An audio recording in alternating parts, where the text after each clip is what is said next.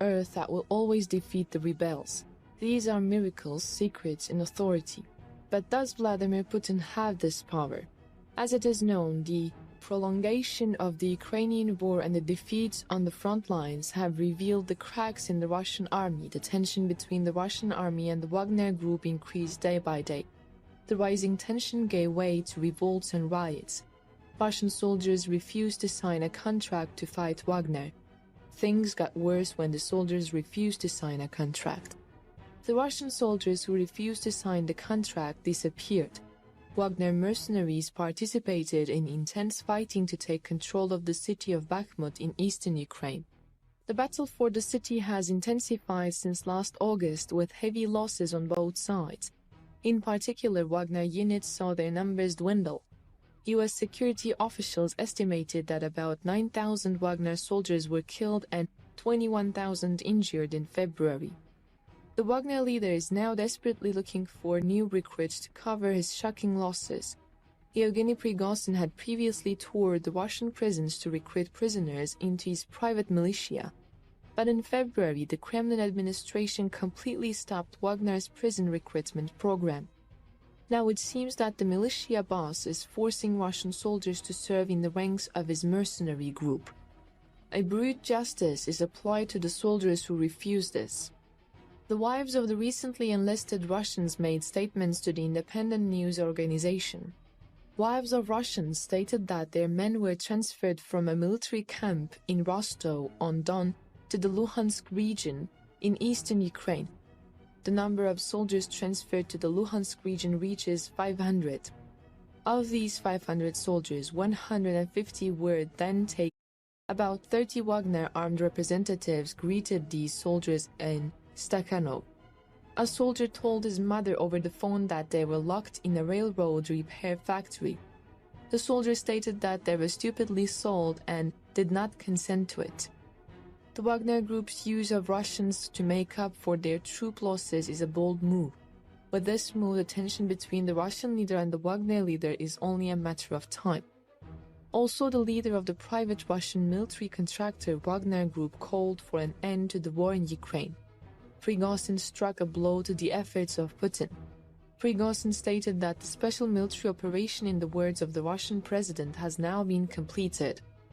He said that the ideal option is to announce the end of the SMO to let everyone know that Russia has achieved the results it has planned, and in a sense, we have also achieved these results. The comments came after the UK Ministry of Defense claimed earlier this month that Russia's military leadership was seeking someone to replace private military companies, including the Wagner Group. According to the UK Ministry of Defense, Russia is looking to create and finance alternative private military companies to take over Wagner Group's key combat involvement in Ukraine. Despite this, no other known Russian PMC comes close to the Wagner Group in terms of size or combat power. The decision came amid a high-profile dispute between the Russian Ministry of Defense and the Wagner Group. Russia sees PMC continue to be useful in Ukraine due to their ability to operate with less restrictions than regular military forces. Russian leadership believes that heavy losses among PMCs are better tolerated by Russian society than normal military losses.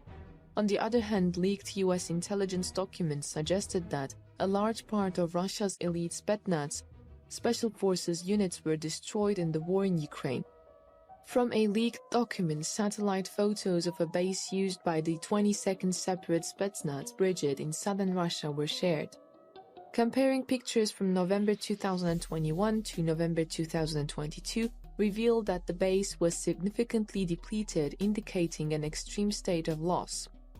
Although the document do not specify the exact number of Spetsnaz units killed or wounded in Ukraine, the 346th unit reportedly lost almost the entire brigade.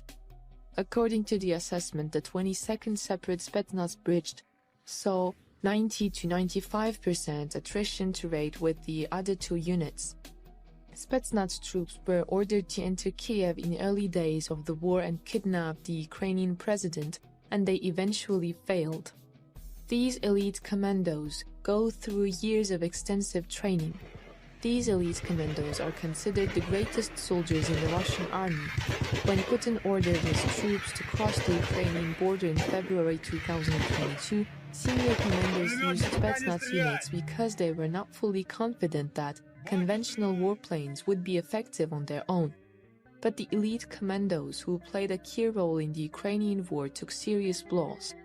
The casualties of these commandos are quite high. According to American analysts, the Kremlin will need years of work to return the highly trained force to its pre-war state. According to records obtained by the US agency, it takes 4 years to train a Spetsnaz soldier in Russia. It may take 10 years to renew the ranks of these special troops. It is difficult to predict whether the Kremlin can renew the ranks of these special groups. However, the shocking information in the leaked Pentagon documents was not limited to this much. A cache of leaked Pentagon documents shows the Russian military is out of power, short of men and equipment, and facing a stalemate. But the group of Russian fighters stands as an exception. With his battlefield skills, Wagner, a group of ex-convict mercenaries, remains an influential force. According to a classified document, envoys from Wagner secretly met with Turkish contacts in February. The envoys allegedly entered NATO territory in search of weapons and equipment for the war in Ukraine. It was unclear whether the weapons actually changed hands and whether Turkish officials were aware of the effort. Officials in the government of President Recep Tayyip Erdogan did not immediately comment on the allegations. But even as NATO as a whole is deeply concerned with supporting Ukraine with weapons and equipment, the audacity of aid underscores Wagner's cowboy nature. It also points to its apparent autonomy from the Russian military establishment, thanks to its supply networks extending far beyond Russian territory. The document, which dealt with the meeting in Turkey, argued that the West African country of Mali, where Wagner had established an important outpost, could serve as a proxy and buy weapons from Turkey on Wagner's behalf. The choice of Mali as the fight leave for such an arms smuggling operation shows how influential Wagner was here. Citing a Wagner employee, the document reported that there were more than 1,645 Wagner staff members in Mali, and the document raised security concerns in neighboring Ivory Coast. But the weapons plan also shows just how far Wagner had to go for supplies. This is a sign that the Western sanctions against Russia are starting to bite. Also, Mr. Prigozhin criticized the military leadership of Russia, demanding that unsuccessful generals be removed from their ranks and forced to walk barefoot to the front. Despite these criticisms, the military appears to have taken action to carry out Wagner's order, according to leaked documents. At the end of February, Mr. Prigozhin publicly accused the Russian army of not providing enough ammunition of his troops. Following this accusation, Ministry of Defense officials who were not named admitted that Prigozhin's allegations may be true. Authorities offered to double the amount of ammunition. Authorities appear to have entered damage control mode.